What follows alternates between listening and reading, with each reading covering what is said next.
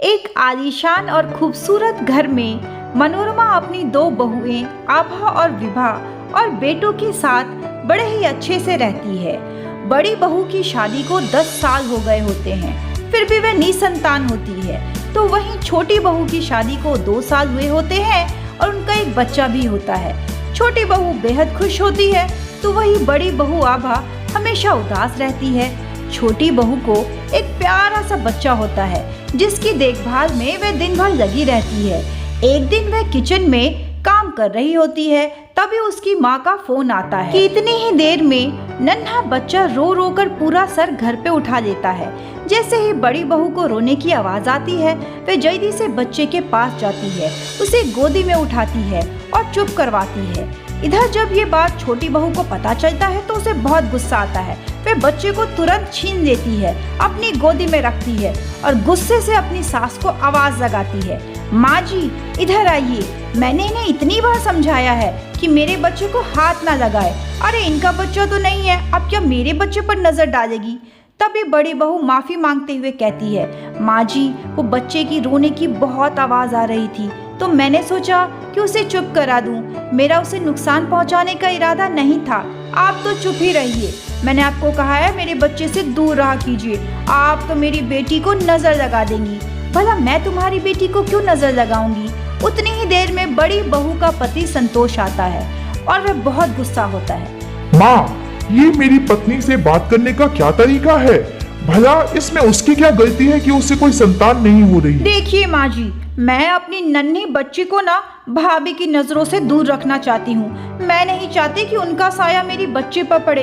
अरे अगर कोई दुर्घटना हो गई, उसकी तबीयत खराब हो गई, नहीं बाबा नहीं। सास मनोरमा को बहुत गुस्सा आता है।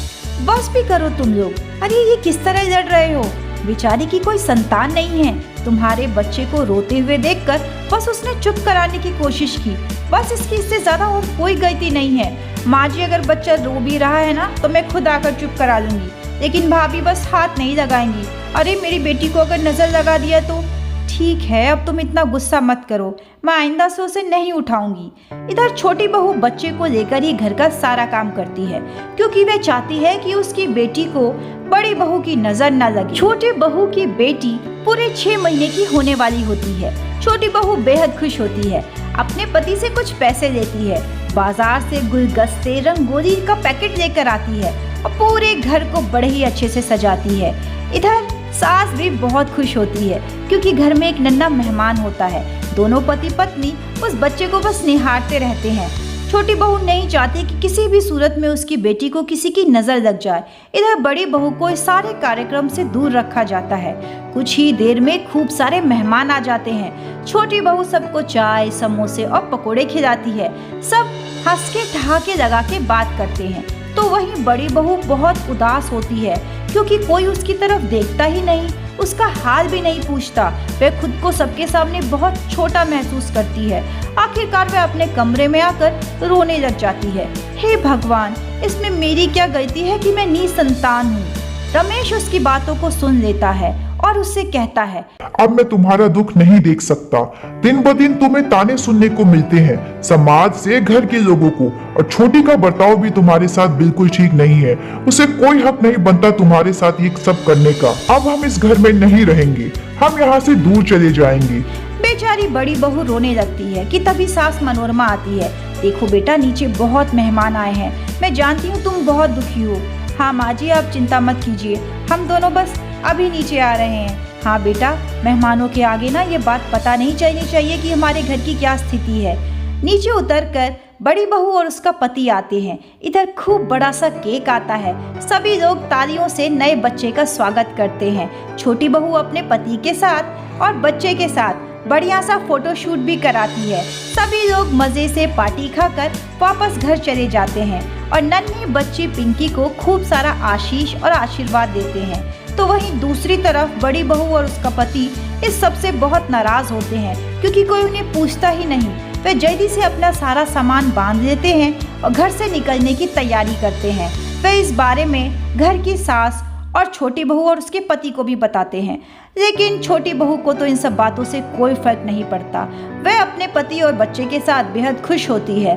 आखिरकार भारी कदमों और आंखों में आंसू लिए हुए सास बड़ी बहू और अपने बेटे को घर से विदा करते हैं। दोनों का भी जाने का मन नहीं होता, लेकिन घर की परिस्थितियां भी कुछ इसी तरह बन जाती है। इधर छोटी बहू और उसके पति को कोई फर्क नहीं पड़ता, लेकिन बड़ी बहू के घर से जाने के बाद ही मुसीबतों का पहाड़ टूटता है।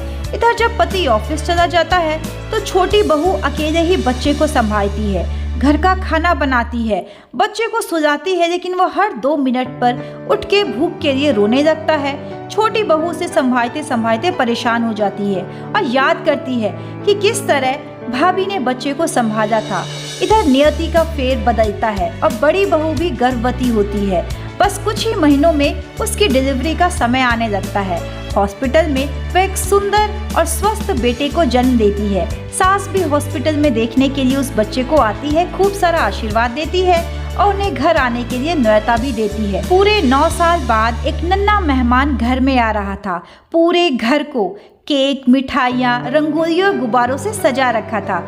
जैसे ही बड़ी बहू अपने बच्चे के साथ कदम रखती है कि सभी उसका स्वागत करते हैं। कैमरामैन उनकी बढ़िया सी फोटो भी निकालता है और आखिरकार वह हंसते हंसते घर में अपना कदम रखते हैं। तभी छोटी बहू को अपनी गलतियों का एहसास होता है। भाभी मुझे माफ़ कर दो, मैं ना अपने बच्चे की मोह में अंधी हो गई थी। मैं ये समझ ही नहीं पाई कि आपका भी तो आखिर एक माँ का दिल है। क्या मैं आपके बच्चे को अपने हाथ में पकड़ सकती हूँ? अरे हाँ, तुम्हारा भी तो ये बच्चा है। और इस तरह बड़ी बहू छोटी बहू के साथ घर की जिम्मेदारियों को संभालते हुए दोनों बच्चों का लालन पालन खुशी से करते हैं और मनोरमा का परिवार एक बार संपन्नता के साथ फिर से हंसी खुशी रहने लगता है। इसी तरह की भावनात्मक और मनोरंजक कहानियों के लिए चैनल के साथ जुड़े रहे। चैनल को लाइक, सब्सक्राइब करना न भूलें।